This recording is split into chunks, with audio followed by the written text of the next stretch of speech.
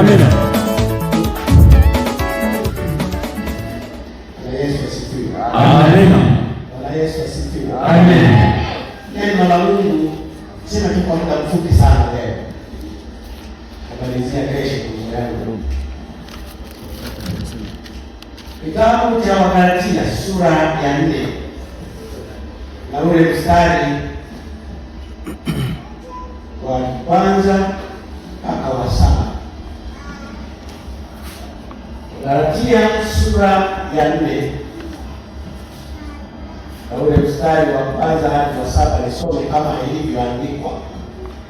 Neno la Mungu linasema, lakini nasema ya kuwa mrithi wakati wote wapo mtoto mara tofauti na mtumwa, ingawa ni bwana wa yote, hali yuko chini ya mawakili na watunzaji, hata wakati uliokwisha kuamuliwa na Baba.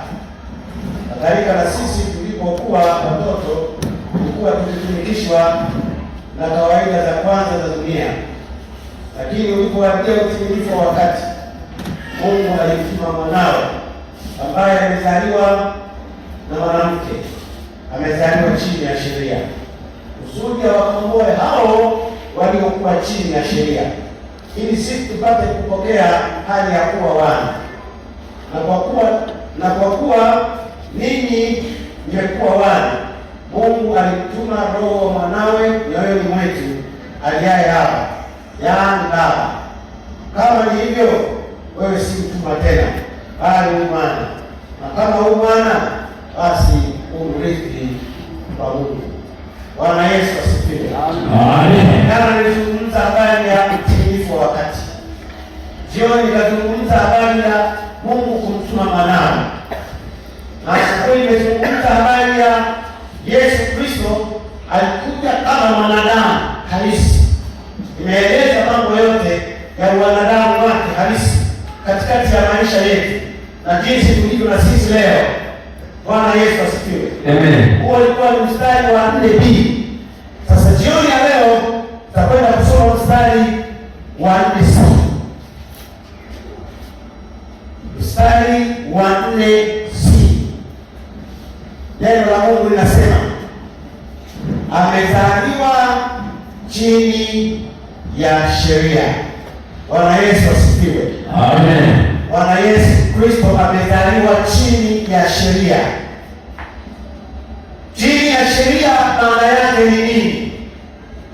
Chini ya sheria maana yake ni kwamba Yesu Kristo alipokuja akakuta ile sheria ya Musa ipo, na sheria hiyo inafanya kazi, na Yesu Kristo kupitia sheria hiyo hakuweza kuikataa, aliikubali na alitumika katika sheria hiyo. Bwana Yesu asifiwe. Amen. Bwana Yesu asifiwe. Amina.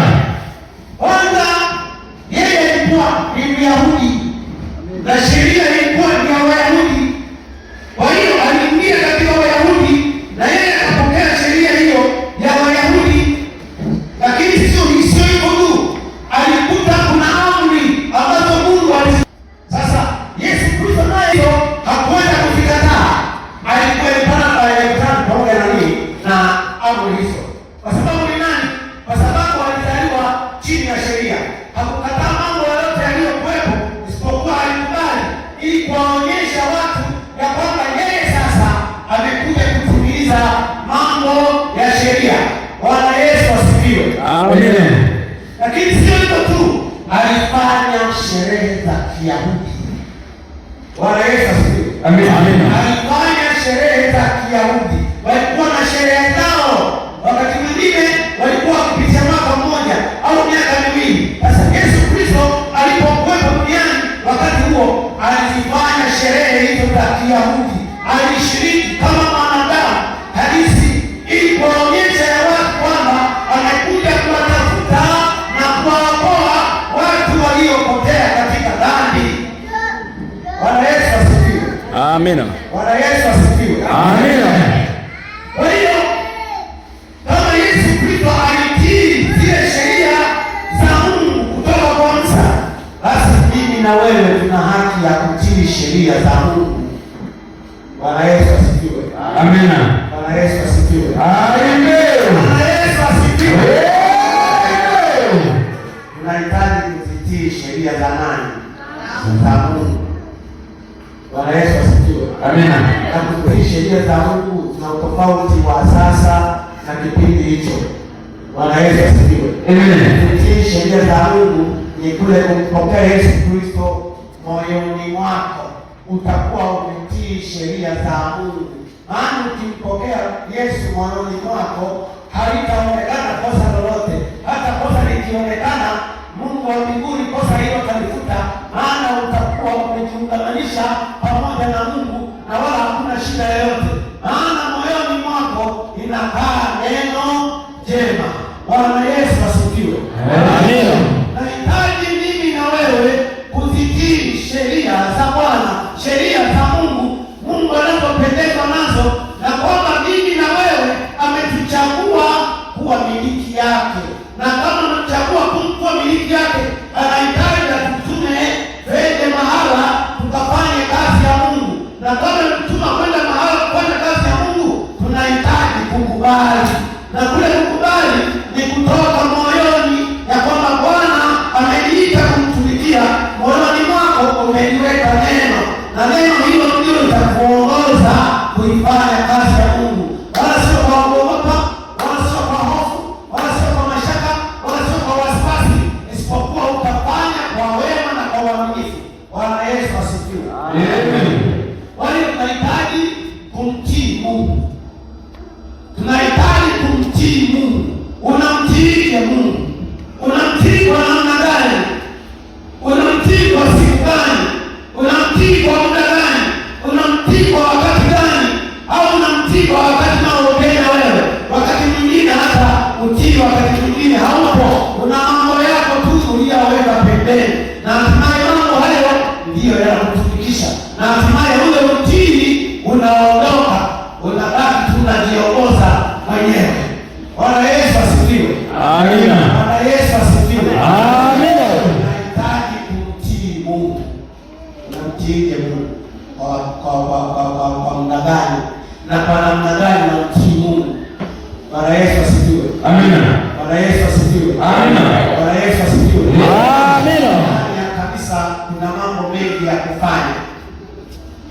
Ndani ya kanisa kuna mambo mengi ya kufanya, na ndani yako kama kupo utii ule mzuri zaidi, haitapungua neno kwako. Utafanya kazi ya Mungu kwa bidii, na tena sio kwa kulazimishwa. Utafanya kwa kujitoa, maana umezaliwa chini ya nini? Ya sheria. Maana yake nini? Umezaliwa kwa ile mara ya pili. Umeokolewa kutoka katika hali ya utumwa, kuingizwa katika hali nyingine ya uzima wa milele. Bwana Yesu asifiwe. Amina. Endelea kumtii Mungu, utamfuata Bwana, utamtumikia katika roho na kweli, tena kwa kujitoa, tena kwa jasho, na bila kupungua, na bila kutegea, na bila kwenda sehemu nyingine. Utafanya kazi ya Mungu vizuri zaidi, maana ndani yako upo ule utii. Bwana Yesu asifiwe. Amina. Bwana Yesu asifiwe. Amen. Mtoto mtiifu hata nyumbani akitaabile abayana kuisha. Maana yake nini? Akutili wana. Maana kila mtuma tena anakwenda kwa kasi zaidi, anakuja kwa kasi zaidi, na anakufurahisha kabisa. Sisi kwa Mungu tu kama watoto.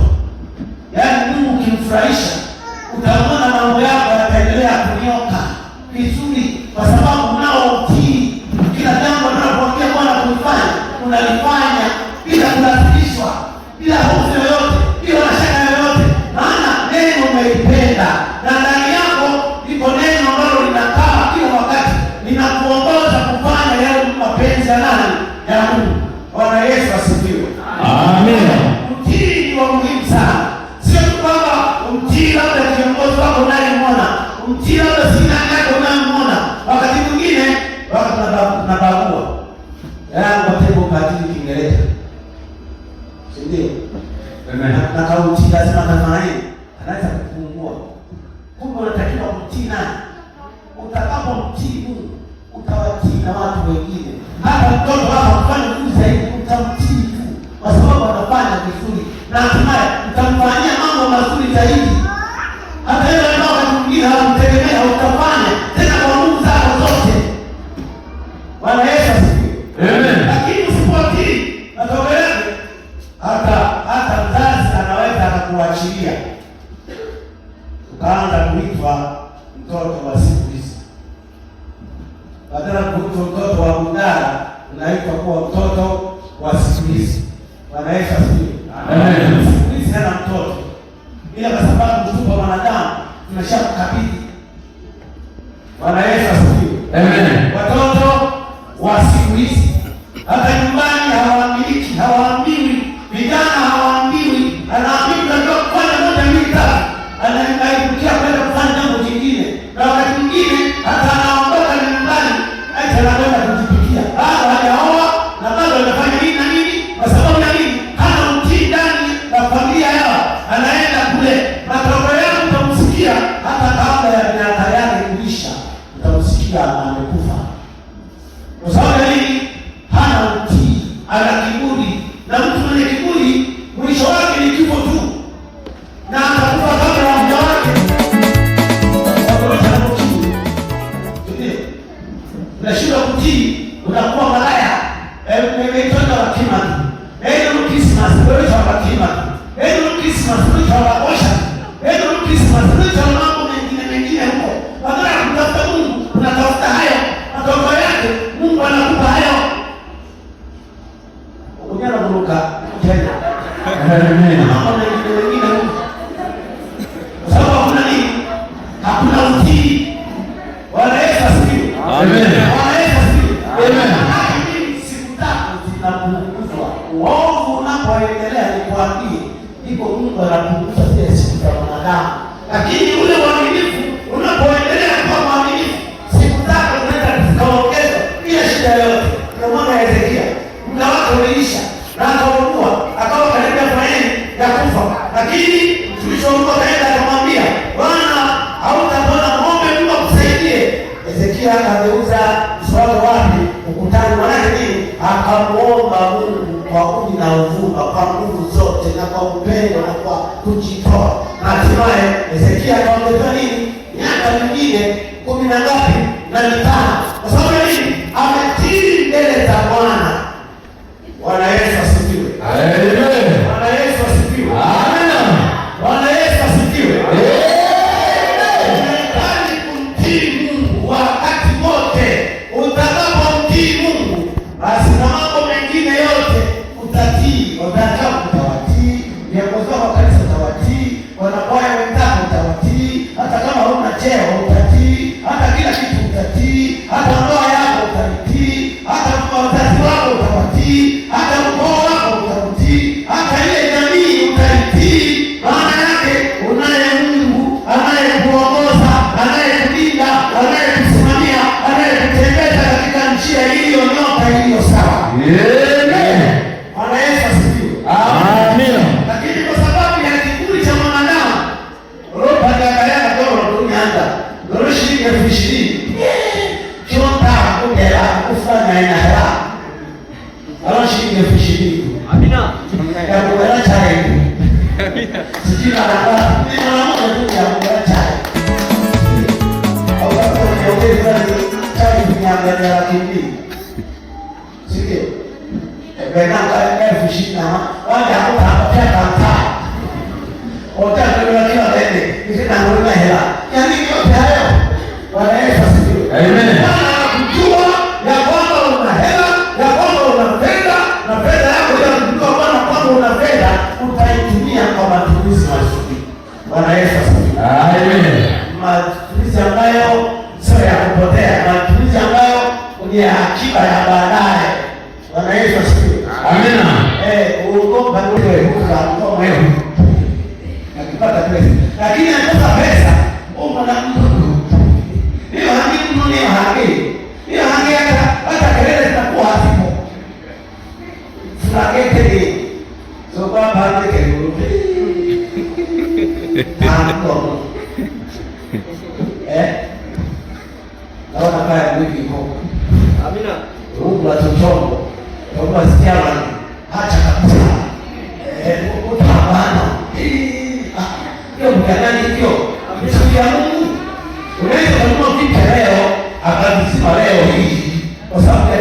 kitu chako kama kisima kitaharibika. Sababu hiyo. Amen. Lakini mbona pale bahari kula keyboard kama milioni 5 huko hapa. Wewe ndio wapi? Amen. Ewe, Bwana Yesu asifiwe. Amen. Kwa hiyo tafanya ukali na tunataka za kudao. Kwa sababu ya Amen. Ewe. Shaji na leo. Unafikia kusiku ngapi? Kile mashallah leo. Tena ya kuharibika. Unawacha mno. Sasa haya tunajivunia hayo. Hayo ni ya kutoweka. Yanakuja mengine.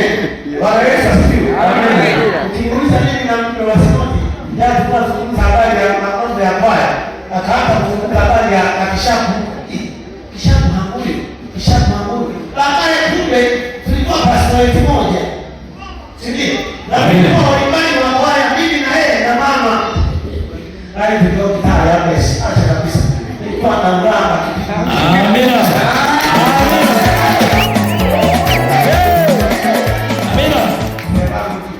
Amen. Lakini nilikuwa na mtii Mungu. Ndio maana niko hapa leo sijapungukiwa. Ndio maana Mungu akaniinua kwamba nimtumikie kwa kiwango kingine. Amen. Cha kulihubiri neno lake. Mjumbe wa Sinodi yuko hapa anatumika mjumbe wa Sinodi. Sio jambo la mdogo hilo. Amina. Kwa sababu ya nini? Angefanya vinginevyo kule nyuma huko. Amen. Lakini kwa sababu ya kumtii Mungu au namtumikia Mungu. Bwana Yesu asifiwe. Amen. Bwana Yesu asifiwe. Amen. Bwana Yesu asifiwe. Na wakati ule kulikuwa na vikaya ya kama tuna waya. Kuna watu bila kutoka alafu na amplifier. Sio? Amen.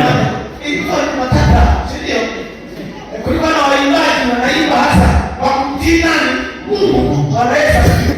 Amen. Sasa wewe bado unachukia na unaanza mambo yako ya hovyo, hata kumsikiliza Mungu hausikilizi. Hebu ndio hicho hiki. Utapigwa sana. Bwana Yesu asifiwe. Amen. Lakini kwa nini upigwe sana? Na neema imekuja. Yesu Kristo amekuja kama neema. Yesu ambaye katikati yako kulikuwa na kiambaza kilitutenga sisi na Mungu. Hakuna kukutana, hakuna mawasiliano. Lakini Yesu Kristo alipokuja akafanya kama daraja la sisi, ndio tunatembea kwenda Mwanza bila shida yoyote. Tunatembea kwa haraka na kwa kasi. Yesu Kristo alipokuja akawa kama daraja. Leo tupenda kwa nani? Kwa Mungu, kuzungumza na Mungu wewe mwenyewe. Bwana Yesu asifiwe. Amen. Bwana Yesu asifiwe. Amen. Bwana Yesu asifiwe. Lakini dhambi tunahitaji kutimiza maagizo ya Bwana. Unayatimizaje maagizo ya Bwana? Na kama unatii, je, unayatimizaje yale maagizo ya Bwana anayokuagiza kutenda na hautendi? Wakati mwingine unafanya kwa kulalamika, unafanya kwa kushauriana, unafanya kwa kulalamika kila wakati na unamletea mkosi wako hizo pakazi kubwa zaidi. Lakini siku ya kuamini uliamini wewe mwenyewe na wala haukushikilia mkono kwamba pende ukaamini. Ni wewe mwenyewe kwa mdomo wako utamka kwamba nimemwamini Yesu Kristo kuwa Bwana na Mwokozi wa maisha yangu. Sasa shida iko wapi? Kwa nini hautimizi yale Bwana anayokuagiza ya kufanya, ya kupenda, ya kufanya kazi ya Mungu? Bwana Yesu asifiwe. Amen. Tunahitaji wapendwa kutimiza maagizo ya Bwana wakati wote na siku zote. Wakati unaokubalika ni sasa. Siku ya wokovu ni sasa. Tusiwe kwazo la namna yoyote kwa jambo lolote, isipokuwa tunahitaji kusikia na kutii sauti ya Bwana, na baada ya kutii sauti ya Bwana tunahitaji kutimiza yale maagizo ya Bwana. Bwana anayokuambia kuyatenda. Bwana amekuagiza kufanya maagizo gani na kutenda mambo gani juu ya maisha yako. Bwana Yesu asifiwe sana. Amen. Sema jiwe. Amen. Sema jiwe. Amen. Bwana Yesu asifiwe.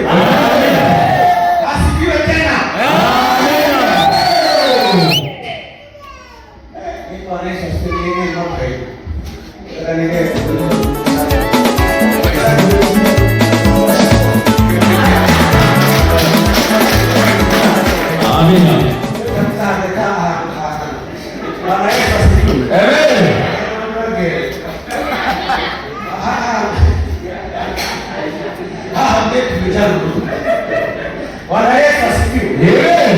Unahitaji kuyatimiza mapenzi ya nani? Ya Mungu. Usitimize mapenzi yako, mapenzi ya mtu mwingine tu. Mapenzi ya Mungu amekuagiza kwanza, amekuita. Amekutoa wapi?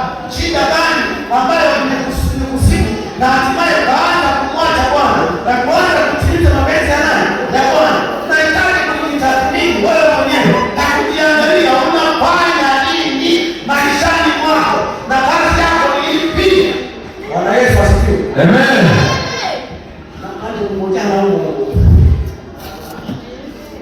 Una kazi gani? Watu wa haraka. Alikuwa kanisa. Hapo kwa haraka. Alikuwa kanisa. Bwana Yesu asifiwe. Amen. Bwana Yesu asifiwe. Unayo kazi gani mbele za Bwana? Umepewa kazi gani? Ufanye nini? Na umefanya nini mbele za Mungu? Na kazi yako ilikoje mbele za Bwana? Unafanya kitu gani mbele za Bwana? Kama Bwana amekuchagua na ukaitika, unasema ya kwamba Bwana nitume mimi, niko mahali hapa, niko tayari kukutumikia kwa nguvu zangu zote, kwa akili yangu yote na kwa moyo wangu wote. Lakini kwa nini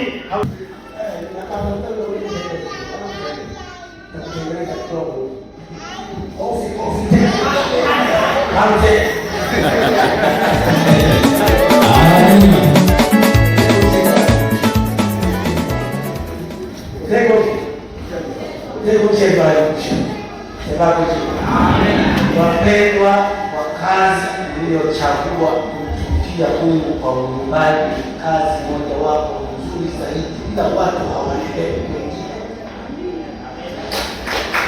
Kazi iliyochagua kumtumikia Mungu kwa uumbaji, kazi njema zaidi, ila watu wengi hawaelewi ya kwamba Mungu amewaita kumtumikia, na muda ukifika parapanda la Mungu italia na Bwana atashuka, na baada ya kushuka atakuja kuwachukua watu wake hewani.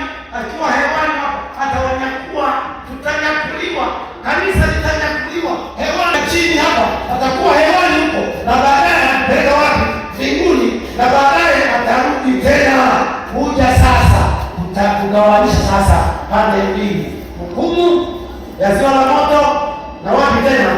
Mara baada ya kwenda atarudi tena, na wakati wa kwenda mara ya pili wa kanisa kunyakuliwa, watu watahubiriwa Injili pasipo kawaida, lakini pia watafanya mambo ya ajabu na mambo ya dhambi kupita kawaida. Sasa Bwana atakapokuja kwa mara nyingine sasa, na hapo ndipo atatenga kama mbuzi na nini na kondoo. Mbuzi mkono wake wa nini? Wa kuume. Wa kuume. Na kuchakia ushimani miso ila watu wanaendelea kukunaliti ila wanaendelea sio wachache ndio wanafahamu mbuzi mkono wa nini wa kushoto, maana yake ni ile mbuzi na kondoo. Ulizojanja wageni mbuzi na mbuzi kama tunataka nipende, maana ngorowe ukitoa sisi ya kwanza kukimbia kwenda kulisha huko, unamfuatilia huyo utamkimbiza, yani hakuna sifa ukimbize tu mpaka atende. Fanya usikiza, fanya mtu apole pole. Ndio walahi. Mfanye kwenda kujibu. Ndio. Kwa masa, Bwana Yesu asifiwe. Amen. Bwana Yesu asifiwe. Amen. Hayo mbuzi ni mjanja. Na hizo ngambo. Kazi yako ni kulisha tu. Ulisema nani nini? Mambo yale ya hovyo. Unafanya yale ya hovyo. Kulisha. Kulisha kana. Bwana Yesu asifiwe. Amen. Kulisha kana. Kulisha mara ngapi kulisha? Yaani tunatoka kila utaratibu naenda na Mungu hajakuruhusu. Yaani napenda naye kwa kujificha. Yaani akamjikana mwisho akamjikana. Naona watu wanabadilisha kana na nguo. Wamama wanaanza kuvaa kile sura tena. Wazunya. Bajie msenda, sura jangine. Tena, alafu pale ni utaratibu. Ngoja kudirisha. Tunakwenda kudirisha. Utapigwa sana. Wanaenda sio. Amen.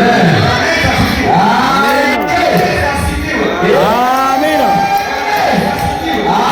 Amina. Kristo aliyemwamini Yesu Kristo na kakimini kamkomea hapa. Angokera nao. Uruku ndama kwa mwake na. Sasa tatizo hili. Aliwa nani? Aliwa Jumapili anatika kama kawaida acha kabisa. Jicho dasta la hiyo ameshuka vizuri zaidi za shilingi 20,000. Na anasema kila wakati mwingine kwa kila siku. Anasuka siara nazo. Kila sio hiyo mama ndio kanisa. Nasemea wale wako wapi? Sio ndugu zangu. Amina. Sio mama mbona nini? Darasa kwa wale walipo huko. Amina. Amen. Sababu hiyo. Amina. Mapenzi ya Bwana. Bwana ni kule kumjua Bwana, kuyajua maandiko matakatifu, kulijua neno la Mungu na kulitumikia, kukaa kwenye mstari. Bwana Yesu asifiwe. Amina. Bwana Yesu asifiwe. Amen. Kukaa kwenye mstari, usiende upande wa kushoto, upande wa kulia, usiende nyuma, daima wapi? Mbele. Na hapo ndipo kuna ukombozi. Sema ukombozi. Ukombozi. Ukombozi. Ukombozi. Ukombozi ndio kitu cha ukazi anasema. Bwana Yesu asifiwe. Jitoe. Ukijitoa mpendo ni kusija kwamba hautapungukiwa. Bwana atakusimamia. Bwana atakulinda. Wakati umesikia, Bwana atakulinda. Wakati wa biashara yako atailinda. Wakati wa shamba lako atalilinda. Wakati wa ujasiriamali wako atakulinda, atakusimamia. Na fedha ambayo unalipata wakati mwingine itatumika kwa matumizi yale ambayo unayakusudia kweli. Unaweza kupata pesa nyingi kwa sababu ya ratiba za Bwana. Pesa hiyo inaisha tu. Sio mpango wote kwa sababu haujamtii Bwana pamoja na mali yako. Lakini mtii Bwana pamoja na mali yako atafungua mlango na njia, na hatimaye tena njia ya Bwana inatembea vizuri. Na wewe utatembea kwa kujidai kwa sababu unaye Bwana ambaye ni mwamba na kiongozi, kimbilio, msaada wakati wa mateso. Amen. Bwana Yesu asifiwe. Amina. Bwana Yesu asifiwe. Amina. Nahitaji kumjibu wakati wote, siku zote nahitaji kumjibu. Tunaangalia mbele, Bwana yuko mbele, anatuita yote kwa utulivu wake. Wao waweze kuelewa mzigo na kuwafundisha. Amina.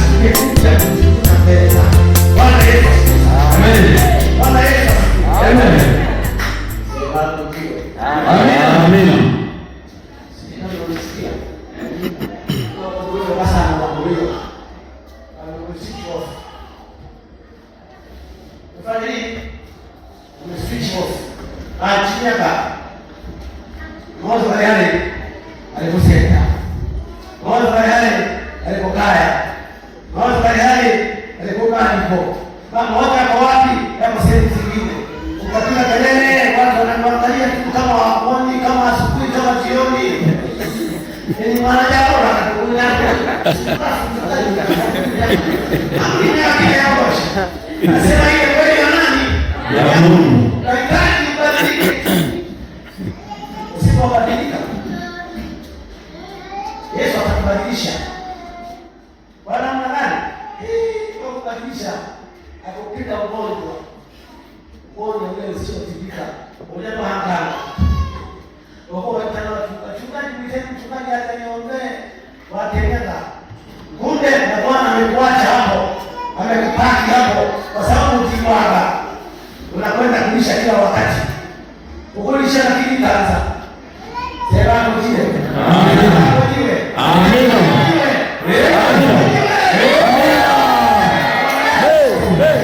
Amen.